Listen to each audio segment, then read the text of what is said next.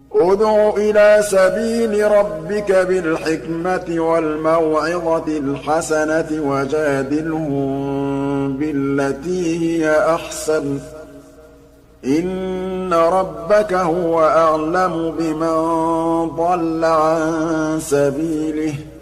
الحمد لله رب العالمين والصلاة والسلام على أشرف الأنبياء والمرسلين نبينا محمد وعلى آله وصحبه أجمعين. Assalamu alaikum wa rahmatullahi wa barakatuh, brothers and sisters in Islam. May Allah subhanahu wa ta'ala bestow His infinite mercy and blessings upon all of you.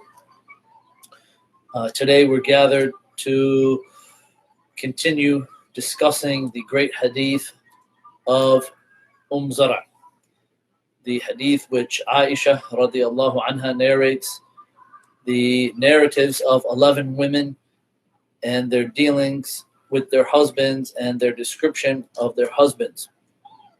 And this hadith contains many benefits in regarding spousal relations, how husbands and wives should deal with each other in the household. And we concluded our last lecture with the fourth woman's narrative, and today we're going to talk about the fifth woman's narrative. So the fifth woman, who was describing her husband, she described her husband and she said, "Zawji in dakhala fahad wa in kharaja asad wa la yas'alu amma ahad."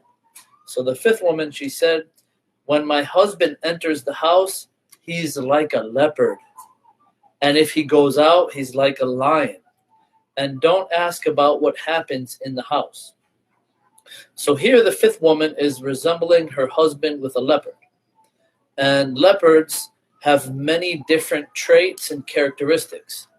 And the scholars have differed in regards to their interpretation of what this woman said here. Did she mean to praise her husband, or did she mean to dispraise her husband?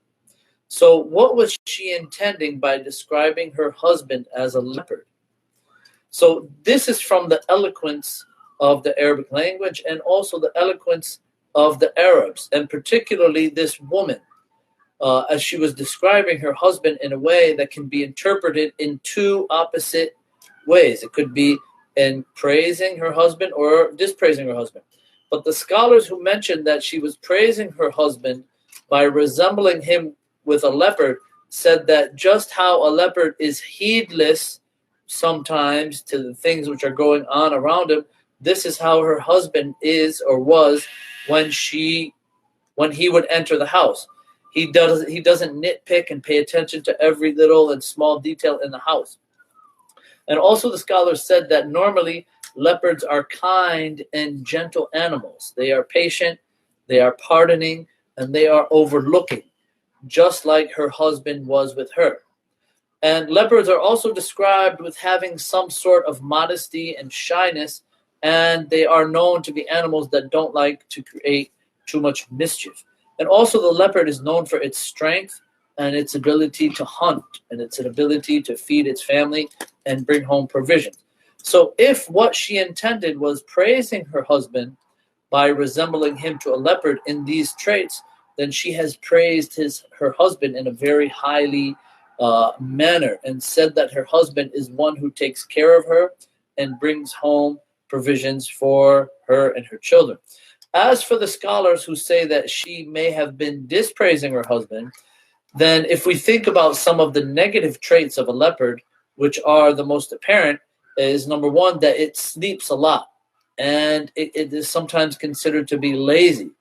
So much so that the Arabs even have an expression they use to describe someone who sleeps a lot when they say fulan anwamu min al-fahd, that person sleeps more than a leopard. So the Arabs used to dispraise someone who sleeps a lot and someone who is lazy. And also the leopard has within it some ferocity. It can be ferocious and violent at times and attack other animals. And because of its strength and its agility and speed, it can kind of be aggressive towards other creatures. So if she intended this, then she meant to describe her husband as someone who sleeps a lot, someone who does not fulfill all of his responsibilities, and doesn't adequately take care of his wife's needs. And because of his strength and ferocity, he sometimes deals with her harshly. But however, after observing her entire statement, okay, it is what the majority of the scholars have said is that she is praising her husband, and she resembled her husband to a leopard here out of praise and love and respect and honor for her husband. And it can also be understood from her speech that she was praising her husband by resembling him to a leopard when she followed what she said about him with another statement resembling her husband to a lion. When she said, وَإِنْ خَرَجَ أَسَدْ, and if he goes out, if he leaves the house, then he becomes like a very magnificent or a very beautiful lion, okay, or a very brave or courageous lion. And lions are known to be the kings of the jungle. And this is also from the eloquence of the Arabs in the Arabic language and what they call in the art of balagha al-ihtiras. Al-ihtiras. When someone says something that can be understood in two contradictory ways, then it is followed up with more precise speech to clarify what the intention really was. So in the beginning, she said he was like a fahad, he was like a leopard, but then she went on to explain it more. وَإِنْ خَرَجَ أَسَدْ, that he was like a lion, which actually gave more explanation to the way she felt in regards to her husband. So she described her husband here as a lion, so that no one would think that she was describing her husband with the negative traits of the leopard. So she wanted to emphasize the point that she was praising her husband, as if she is saying to the other women, my husband, when he is with me, he is very easy, he is very pardoning, and he is very gentle with me and with our children. And his taghaful, his intentionally ignoring things, is not because of his weakness or heedlessness, rather it is because of his great understanding and high intellect. Rather, he is magnificent lion who is brave, courageous, and defends us all the time. So her resembling her husband to a lion also tells us that her husband was very courageous. He was bold, he was outspoken and patient with other people. And he is no one to be reckoned with because of his strength, power, and might, in the fear that other people may have of him. So in this statement, this woman wanted to clarify the strength and might and respect that her husband has with other individuals. So she also used two short words to describe the great traits and characteristics within her husband, that if we were to try to enumerate all of them, we would be here for days and have numerous lectures. And they also rhyme together and have greatly deep, intensive, or extensive meanings, right? Fahad wa asad, they both rhyme. And this is also from the eloquence of the Arabs of that time and also the Arabic language. And also with her selection of short words with opposite meanings, right? Wa in kharaja wa in dakhal. She used the word fahad and asad, which rhyme, and also kharaj wa dakhal. And this shows us that she was attentive of how her husband acts outside of the house, as well as how he acts inside the house. Inside the house, he was easy, he was pardoning, overlooking, and gentle as a leopard. And outside the house, he was serious, strong, mighty, powerful, brave, courageous, and protective. And then she finally goes on to describe her husband with وَلَا يَسْأَلُ عَمَّا أَهَدْ, and don't ask about what he does in the house. So here she's telling the other women how generous, how kind and gentle her husband is, that he is far from being stingy. He overlooks the negative traits of his wife and intentionally ignores her small mistakes and shortcomings. He doesn't count every penny that his wife spends, or doesn't look at the type of food that she buys, and doesn't inquire about where the money has gone that he's given her, because of his generosity and extreme graciousness. So basically, this woman, she could have been describing him as someone who intentionally ignores some things when he comes home, and this is a very praiseworthy and important trait that all men should learn. As for the man who follows everything, big and small, that happens in his house, or is someone who is very difficult to get along with, right, then this is very difficult for someone to live in a household such as this. So the wise man, the wise husband, the wise father will learn to practice what we know in Arabic to be a taghaful. A taghaful, which is to intentionally ignore things. Okay? Intentionally ignore things that go on around you. You have knowledge of what is going on. You have knowledge that your wife did this, or your child did this, or your son did this, or your daughter did this, but you intentionally ignore things which are not really major things to be focused on, as long as they don't fall into acts of disobedience to Allah subhanahu wa ta'ala. And it is said that the intellectual, okay, the one who is truly strong-minded and is intellectual, is the one who is aware of everything but intentionally ignores the smaller things. And the importance of a taghaful in the house, okay, and for leaders and for fathers and mothers, okay, it is something very important that we should all try to learn as Muslims. And Imam Ahmad ibn Hanbal, rahimahullah, he said, Tis'atu ash'ar husnu khuluq fi taghaful. He said 9/10 of good manners and fine etiquettes is in taghaful, is in intentionally ignoring the worldly shortcomings and mistakes that other individuals may have. And Al-Hasan al-Basri, rahimahullah, from the great tabi'een, he said, مَا زَالَ التَّغَافُلْ مِنْ فِعْلِ الْكِرَامِ. He said, at-taghaful, intentionally ignoring some things, is from the manners and etiquettes of the most generous people. And as Abdullah ibn Mubarak, rahimahullah, he said, al-mu'minu yatlubu al-ma'adhir wal-munafiqu yatlubu al-zallat. That the believer, the true believer, he always looks for mistakes. Or the true believer, he always looks for excuses. He always looks for excuses for his brothers and sisters, and especially his family members. And the hypocrite always looks for and searches for mistakes and shortcomings and focuses on the shortcomings and mistakes of individuals. So at-taghaful, brothers and sisters, is a behavior that is used by the wise. And it is a type of character and etiquette that true intellectuals try to adorn themselves with and practice regularly.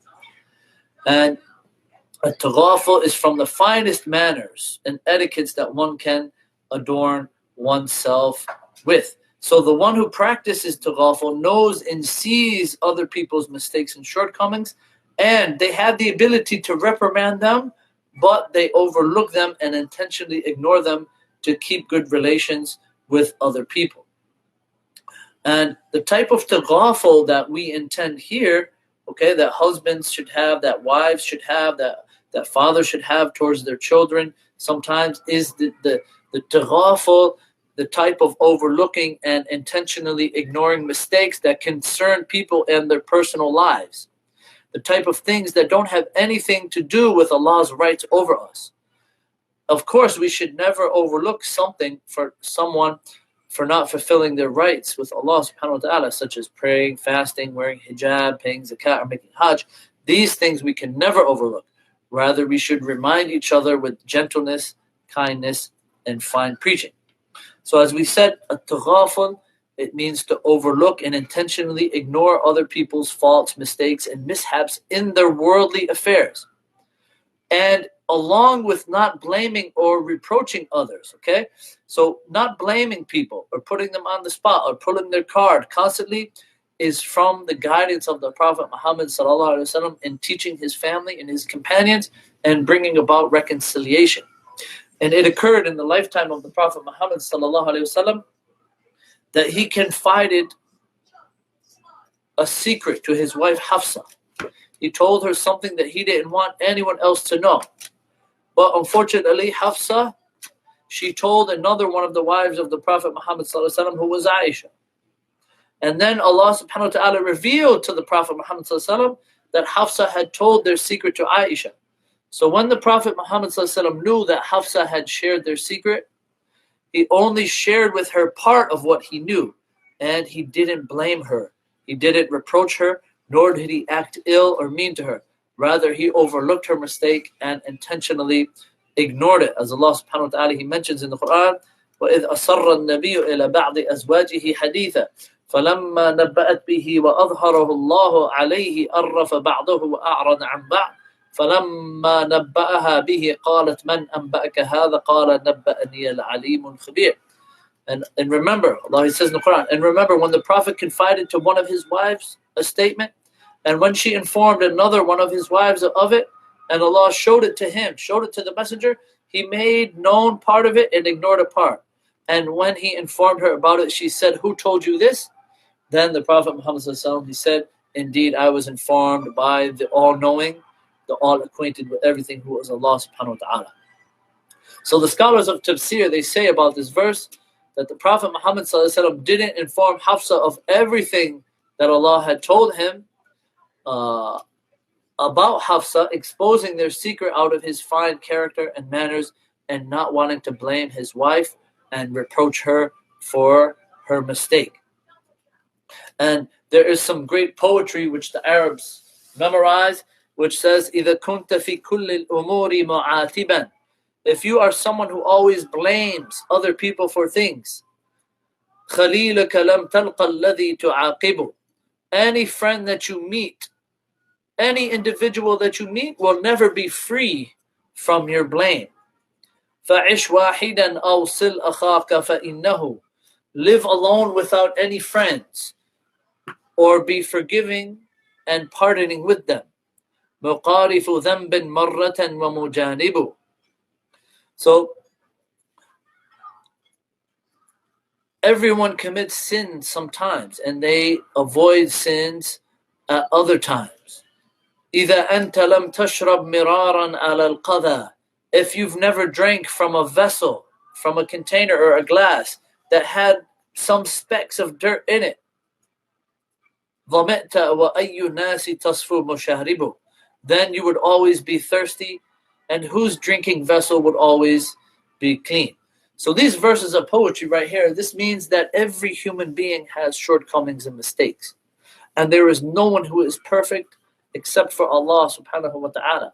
And as the Prophet Muhammad sallallahu alayhi wa sallam, he told us, كُلُّ بَنِي آدَمْ خَطَّاء وَخَيْرُ خَطَّائِينَ التَّوَّابُونَ. That all human beings make mistakes, and the best of those who make mistakes are those who repent.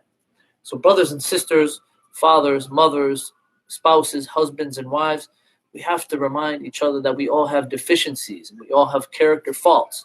Some of us fall into lying, some of us fall into gossiping and backbiting, stealing, and even deceiving others. If someone constantly blames and tries to pick out the petty faults and mistakes of other people, especially his friends and family members, then they will eventually end up living alone without any friends and without any family. And they will taste the bitterness of loneliness.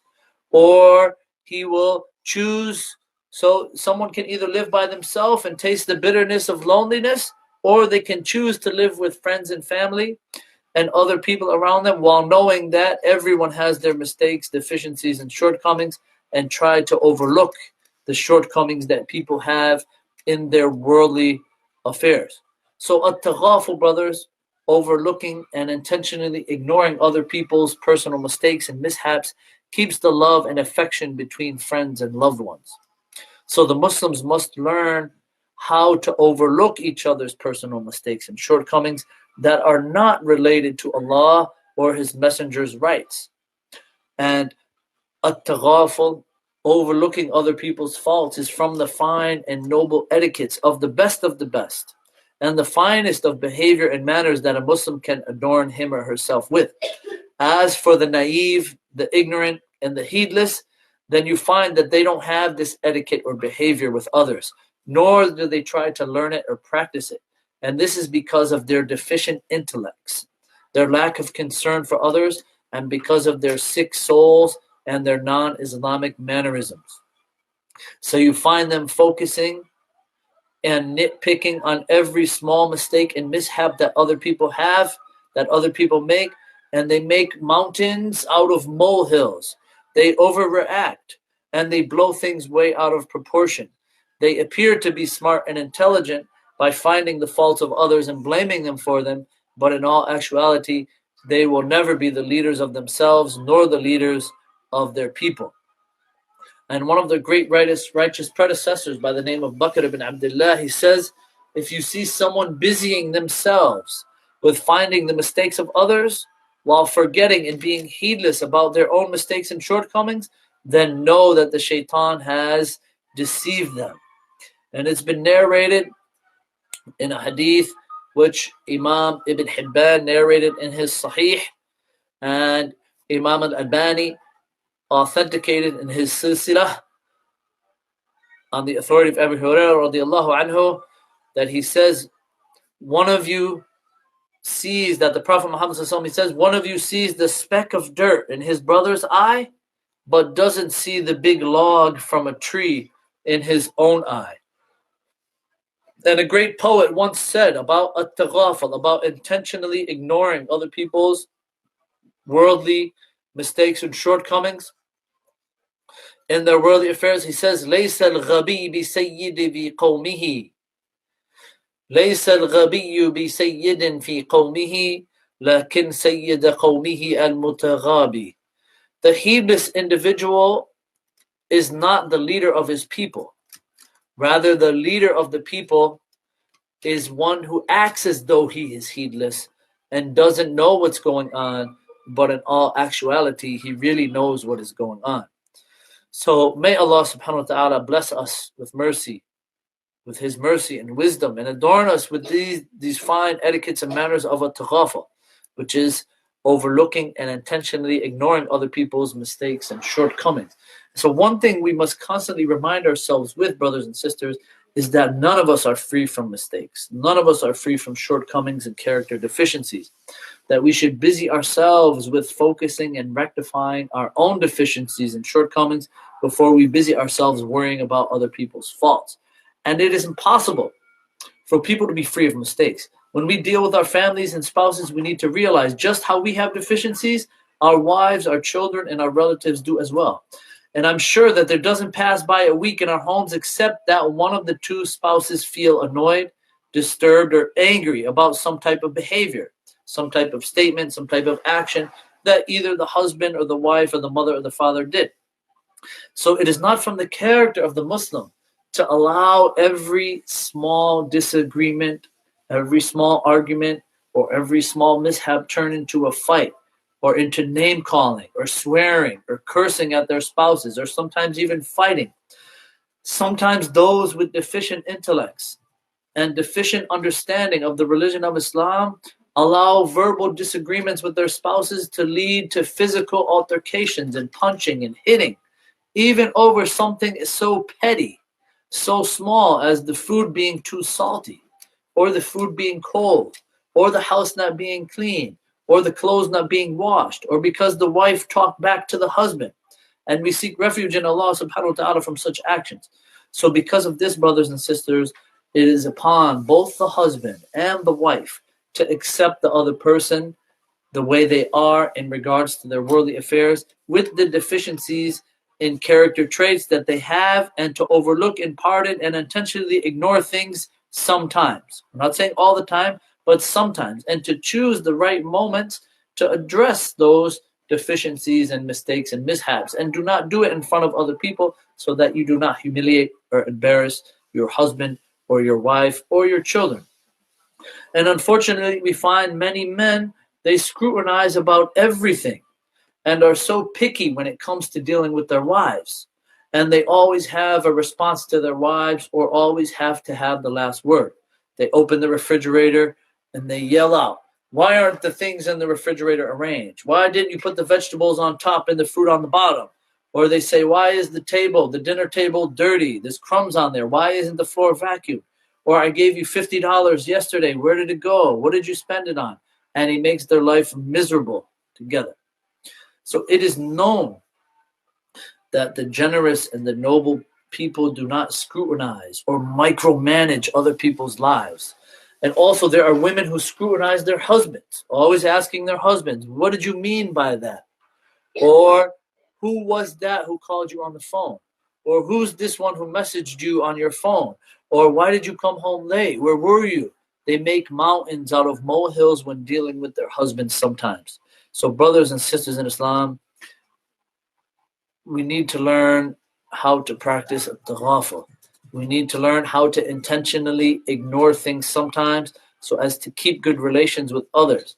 And we should not be heedless of what our spouses or children or friends are doing. Rather, we should pay attention, but we need to learn what really deserves to be pointed out and what things could we pardon and overlook, and maybe advise them at another time, or overlook or pardon altogether. Of course, if we see our children or spouses doing something that is prohibited in Islam, or they are negligent in fulfilling their religious obligations, then we would remind them with kindness. But as for the worldly affairs that have no relationship to the deen, no relationship to Islam, then we need to learn to intentionally ignore things sometimes. So the intelligent person, the leader, the manager, the boss of a company should not scrutinize everything big and everything small. And they shouldn't let the people who he's responsible for and deals with on a daily basis know that he knows everything about them. And also the parents should not over-exaggerate if they see some mistakes or mishaps from their children. They should put everything in its proper perspective. And as you know, every household has its ups and downs, has its mistakes and shortcomings, as well as its positive and good things as well. For example, accidentally breaking a glass or a plate or something in the house should not lead to one excessively punishing or spanking one's children. So everyone's household suffers from these types of problems and difficulties in raising children. So intentionally ignoring and pardoning sometimes will keep the problems and disputes at home at a minimum level, and keep everyone in line and keep the love and affection between the members of the household. And some of the wise people from the past, they used to say, وَجَدْتُ أَكْثَرُ أُمُورِ الدُّنْيَا لَا تَجُوزُ إِلَّا التَّغَافُلُ إِلَّا بِالتَّغَافُلِ. They said that I found that the majority of the affairs of this dunya, the majority of the smooth running of the affairs of the dunya and the situations in this dunya would not run smoothly except with some at-taghaful. So these are just some examples of how we can practice at-taghaful. And it has been narrated that one of the great tabi'een, Ata ibn Abi Rabah, he said, a man will come to me, and this is a great example of taghaful, a great example of how scholars sometimes should deal with their students or deal with those individuals who are coming to learn or ask about some specific topics. Ata ibn Abi Rabah, who was from the great scholars of the tabi'een, he said, a man will come to me and he will narrate a hadith to me, and I will listen attentively to him as if I have never heard that narration before, and I actually heard it before he was even born. So may Allah subhanahu wa ta'ala adorn our hearts and our souls with tawheed, and adorn our limbs with the imitation of Allah's messenger, and beautify our manners with at-taghaful, with intentionally ignoring and intentionally overlooking other people's shortcomings and mistakes, so that we can maintain good relations with one another.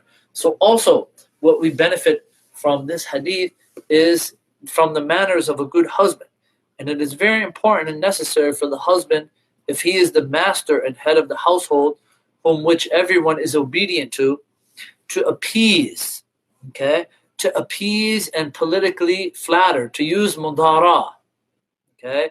I guess you could say placating or appeasing or flattery, okay? To use flattery with those under his care and manage them in their affairs with wisdom and intelligence.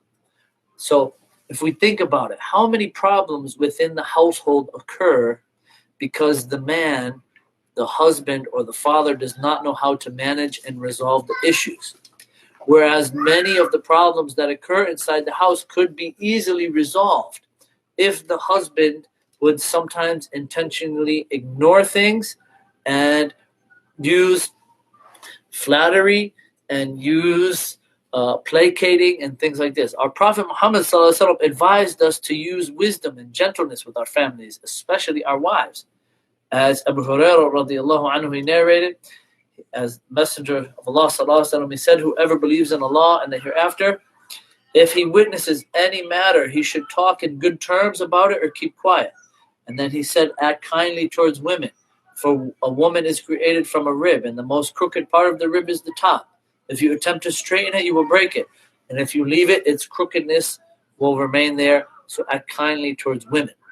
This meaning that within every woman is some type of deficiency, just like in every man there are some type of deficiency. But what is demanded from the man is that he needs to sometimes sacrifice some of his manliness, some of his manhood, and lower himself to the level of a woman sometimes. And the Prophet Muhammad ﷺ is the best person to ever set foot on the face of the earth, and the most pious and obedient to Allah subhanahu wa ta'ala than anyone. And this never decreased his status at all. When one day he told his companions, he was walking with his companions and walking with his wife Aisha, he told the rest of the Sahaba, he says, walk ahead of us. And he told Aisha, he said, come here Aisha, let's race. So Aisha radiallahu anha, she said, in the narration, she said, I raced the Messenger of Allah and I beat him. Then when I gained more weight, we raced on another occasion. And he told his companions to walk in front of us, so we raced again. This time we raced and he ended up beating me. And then we started to laugh. And he said, this victory is for the victory that you beat me in previously. And racing his wife, playing with his wife, this didn't decrease the Prophet Muhammad's status at all. Rather, it only increased it and increased the love that his wife had for him. So if you are thinking of raising the status or level of your wife so that she is like you, so that there are, maybe somebody thinks, they want your wife to be the same level as you, then it would be similar to having two men in the house. And this will never be correct or acceptable. Because as many men know that they cannot live with another man in the same house. And a woman, even if she is extremely serious and her manners are those resembling men, you won't be able to live with her either. So the man of the house must lower himself sometimes to the level of a woman, and this is called mudara. For example, a man whose wife very rarely is pleased or satisfied with anything that the husband does. With anything that her husband does, she always says he doesn't understand, he's dumb, he's stupid, and everyone deceives him, everybody laughs at him. So, for example, one day, let's say he goes out to buy some shoes, and the salesperson really gave him a good deal. So his wife may ask him, how much did you buy them for? So he responds, $40. Then she says, he got over on you. If I bought them, I could have got them for $20. So she makes him dislike even the fact that he bought her something. Instead of saying, may Allah bless you for this wonderful gift, may Allah reward you, may Allah increase you in goodness, we always tire you out. Even if she didn't really mean it, she doesn't lose anything for saying it. So if the man goes out and buys something for his wife and knows that this is how his wife acts, then he should just tell her, this is a gift, so that he doesn't have to hear the words like this, like, oh, if I went out, I could have bought it for $20 and they got over on you, you bought it for $40. So he should just tell his wife that this is a gift. So the man, he must use what? He must use wisdom and mudara. He must use mudara. He must appease to his wife, placate his wife by flattering her and using good words to maintain good relations and not to engage in argument. And this is from the good, this is from the wise, intelligent manners of a Muslim. The Prophet Muhammad ﷺ would use this as well. As Aisha radiallahu anha, she narrated in an authentic hadith as it came in Sunan al-Tirmidhi, where she said, قالت استأذن رجل على رسول الله صلى الله عليه وسلم وأنا عنده فقال بئس الابن العشيرة أو أخو العشيرة ثم أذن له فألان له القول فلما خرج قلت له يا رسول الله قلت له ما قلت ثم ألنت له القول فقال يا عائشة إن من شر الناس من تركه الناس أو وضعه الناس اتقاء فحشي. So Aisha, on one occasion, she said that a man sought permission to enter upon the Prophet Muhammad ﷺ in the house while Aisha was with him. So he said, the Prophet Muhammad ﷺ said, he said, what an evil man this is. What a bad man this is. Then he allowed the man to come in, and then the Prophet Muhammad spoke with him. And when the man left, Aisha said to the Prophet Muhammad, O Messenger of Allah, you said what you said about him, that he was an evil man. But then you talked politely with him. Then you talked with him with respect. So the Prophet Muhammad responded, he said, O Aisha, indeed amongst the evilest of people are those whom the people avoid, or who the people leave, fearing his filthy speech. So this hadith shows us right here, this is the foundation for al-mudara, for placating and flattering. That just because you may think somebody is evil or think somebody is a bad person, or you know that somebody is a bad person, you should still talk and deal with that person in a respectable manner. So this woman, this fifth woman who described her husband, she described her husband as what? As a leopard. When he enters the house, he's a leopard. Okay? And then she said when he goes outside, he is like a lion. So she described him as someone who, when at home, intentionally ignores things, but when he leaves the house, he's one who socializes and mixes with the people and is highly respected. So another thing that we benefit from this hadith is that when she said "Wala yasalu amma ahad," that and don't ask about what happens in the house.